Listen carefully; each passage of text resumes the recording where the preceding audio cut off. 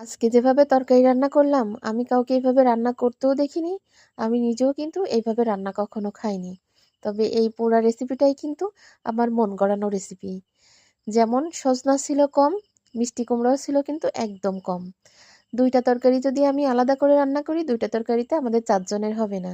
এইজন্য নিজেই বুদ্ধি করে মিষ্টি কুমড়া দিয়ে, সজনা দিয়ে, সাথে টমেটো এড করে দিয়ে শোল মাছটা রান্না করলাম।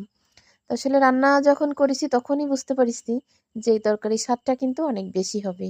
বিশ্বাস করেন এত বেশি মজা হয়েছে, ইফতারি করে একটু ভয় লাগতেছিল যে তারপরে একটু চেখে দেখি। তো ইফতারি করে একটু চেখে দেখলাম, আলহামদুলিল্লাহ এত মজা হয়েছে।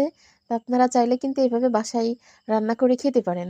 আসলে সব জিনিস যে খেতে হবে বা সব জিনিস যে খাওয়া যাবে না, এটা কিন্তু কোনো কথা না।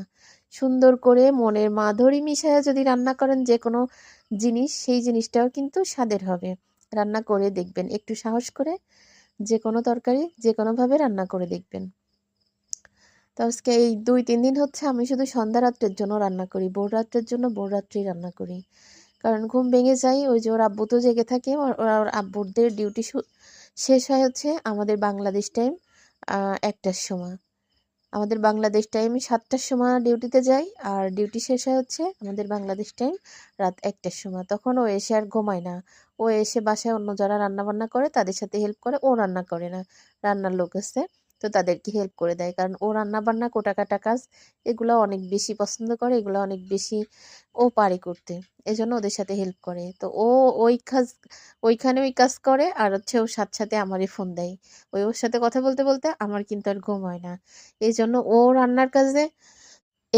ও রান্নার কাজে ওদেরকে হেল্প করে, আর আমিও উঠে রান্না করি। দুজনে রান্না করি আর কথা বলি। এইজন্য এখন শুধু সন্ধ্যা রাত্রের জন্য রান্না করি। এখন কিন্তু আর সেহরির জন্য রান্না করি না। সেহরিটা সেহরিতেই করি। তো এখানে হচ্ছে আমি একটা টক পালং শাক ভাজি করার জন্য বেশি করে পেঁয়াজ, কাঁচামরিচ ভাজি করলাম। আর হচ্ছে মাছ কষায় রেখে মিষ্টি কুমড়া কষাতে দিছিলাম। কারণ সজনা তো একদম জালি সজনা। একসাথে কষাতে দিলে হয়তো সজনাগুলা ভেঙে যেত। এইজন্য মিষ্টি কুমড়া কষানো শেষ হয়ে গেছে। এবারে কিন্তু আমি সজনা দিয়ে দিছি। একটা সজনাও কিন্তু ভাঙবে না।